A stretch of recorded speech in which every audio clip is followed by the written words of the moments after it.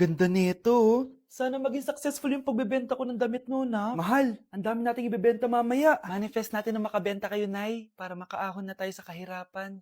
Hindi ako makapaniwalang nabili ko na yung pangarap kong tig 200,000 na relo. Wow, ang ganda niyan, Tay. Anak, tignan mo to binili sa akin ng tatay mo.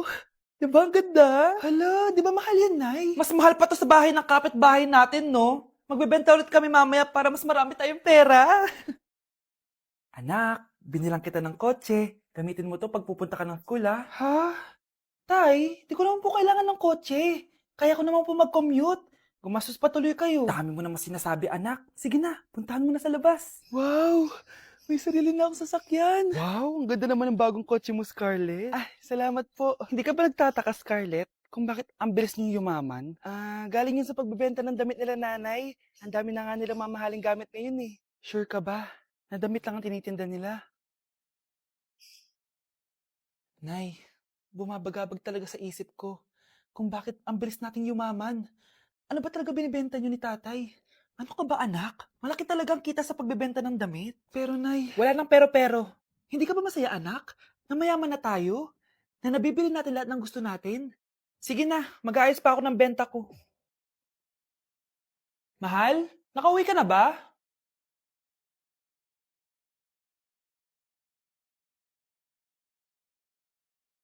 Ano ba talagang laman neto? Nagbebenta sila ng laman loob ng tao. Wow, sobrang ganda, mahal. Buti naman nagustuhan mo, mahal. Nga pala, kinuha ko na yung laman loob ng kapitbahay natin. Si Rosa? Malaking pera na naman to. Mahal, hindi dapat malaman ni Scarlett to, ha? Ano yun? Nasaan yung ledger? Nandito lang yung kanina. Ba't mo winala yung ledger, mahal? Nandun lahat ng mga sikreto natin. Sinong tao dyan? Huwag niyo ko ikulong! Hindi ako scammer! Itigil niyo na yan! Hindi si nanay ang scammer. Pero nasa bahay na to, ang totoong scammer.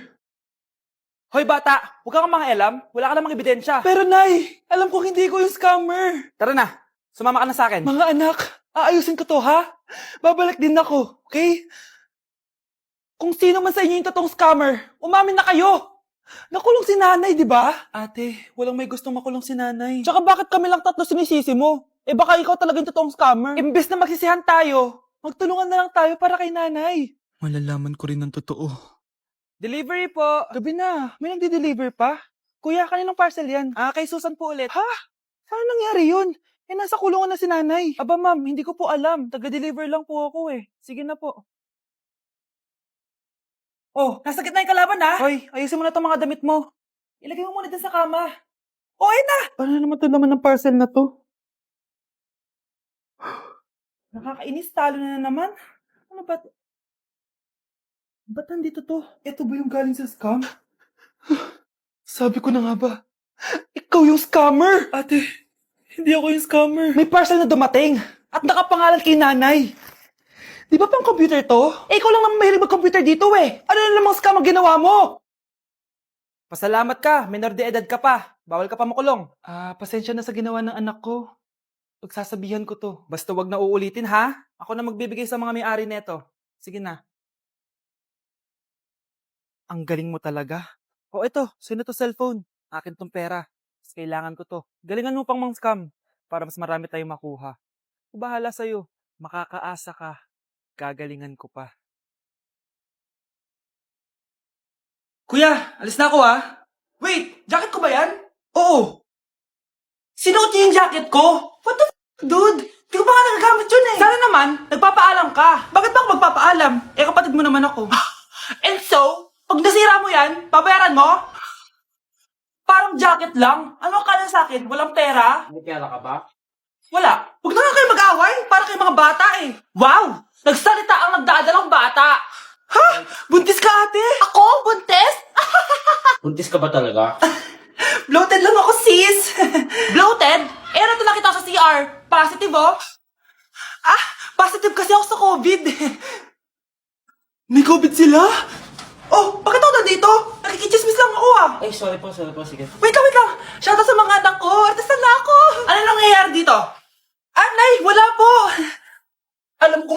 Gago talaga sila. Sakit na tiyan ko! Manganganak na ata ako!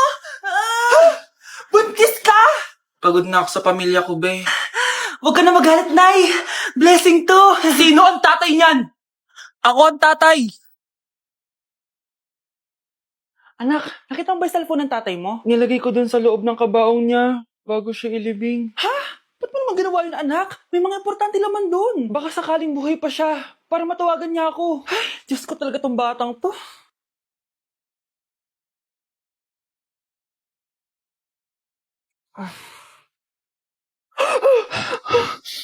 Patawag si tatay. Nay, kailangan natin pumunta sa sementeryo. Tumawag sa akin si tatay. Anak, pwede ba? Wala akong oras makipagbiruan sa'yo. Marami pa ako tatapusin trabaho. Pero Nay, pag di ka pa tumigil, kukunin ko yung cellphone mo. Tay, sumagot ka. Alam kong buhay ka. Sa lahat ng pwede kong makita, ikaw pa talaga. Jessica, tinatawagan ko lang tatay ko. Nababaliw ko na talaga, no? Patay na tatay mo, di ba?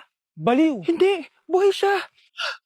Ito tandaan mo. Kapag hindi ka pa tumigil sa kabaliwan mo, susunod ka na sa tatay mo. Sinabihan akong baliw ni Cheska tapos sinaktan niya ako. Totoo naman, di ba? Nabuhay ka. Anak, nabalitaan mo na ba? Ha? Ang alin, Nay? Patay na si Cheska. Natagpuan siyang walang buhay dyan sa may ilog. Ano? Ay, Diyos ko, kawawang bata. Tay, sumagot ka na, please. Ikaw! Ikaw ang pumatay sa anak ko! Ano? Eh, siya nga to ng away sa akin eh. Ikaw ang huli niyang kasama. Tandaan mo to. Isusunod kita sa tatay mo. Tay, hindi ko na alam gagawin ko. Sinisisi ako ng nanay ni Cheska sa pagkamatay ng anak niya. Natatakot ako. Anak, yung nanay ni Cheska. Oh, bakit, Nay? Pinatay daw. Pinitin sa may puno. Ano? Nakakatakot na dito sa barangay natin, anak. Sinong pumapatay sa kanila? Nay, may tao. Sino po sila? Magandang araw po. Ako po si Detective Jason. Ako ang may hawak sa investigation case sa pagkamatay ni Cheska at ng kanyang nanay. Bakit kayo nandito? Dahil dito.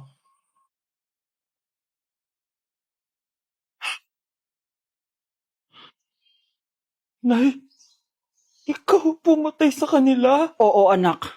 Narinig ko lahat ng mga sumbong mo sa tatay mo. Cellphone ni tatay. Pinangako ko sa tatay mo bago siya mamatay na poprotektahan kita. Kahit makapatay man ako ng tao. Sumama ka sa akin, ma'am, para ma-interview ka namin. Tandaan mo to, anak. Kahit nasa kulungan ako, poprotektahan kita. Tumawag ka lang. Nay, pwede ko pong papuntahin dito yung jowa ko? Anong jowa-jowa? Bawal magpapunta ng jowa dito, ah? Nay, sige na. Aba, pag sinabi kong bawal, Payag ka na, Nay? Sige anak, papuntahin mo na. Dito mo na rin patulugin. Babe, dito ka na daw matulog. Alam mo na. Nay, pwede bang gumala? Ay, hindi pwede. Puro ka na lang gala. Manahimik ka dito sa bahay. Kasama ko naman yung anak ng kumari mo eh. Wala akong pake. Bawal. Ha? Anong bawal, Nay? Sige, gumala ka na, anak. Ito ATM ko. Kuha ka ng pera dyan. Thank you, Nay. Bro, tara na. Piniyagan na ako. A few moments later. Nay, bagsak po ako sa school. Ha? Bagsak? Yan, puro ka kasi cellphone. Sorry po, Nay. Gagalingan ko po sa susunod. Simula ngayon, bawal na mag-cellphone, ha? Bawal lang ano, Nay? Okay lang yun, anak. Bawal ka na sa susunod. Ito bagong cellphone. Para sa'yo. Wow, thank you po, Nay. Huwag niyo sasaktan yung mga halaman ko. Magkamatay na tayo. Anak ko, Jollibee, oh. Jollibee. Tulog ka na ulit. Kain tayo dun, Mami, sa Jollibee. Nay, nasusuka ako. Diyos ko, yan na nga ba sinasabi ko eh. Buntis ka na. Ang harot mo kasi. Buntis agad? Di lang ako sanay sa biyahe, kaya ako nasusuka. Okay mo. May naririnig na naman ako. Sakit sa tenga. Pangita ka, pag di mo tinagilan yun, bababa kita dito. Malapit na tayo, ah. Anak, okay ka lang? Anak!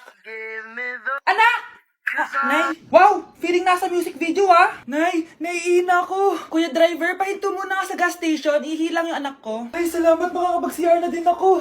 Nasa loob na ba yung lahat? Tara na, sasan ako na to. Nay, tapos na ako. Nay? Anak, maganda na kayo. Dito na tayo. Teka, nasa si Kyle? Nay! Ba't niyo ako iniwan?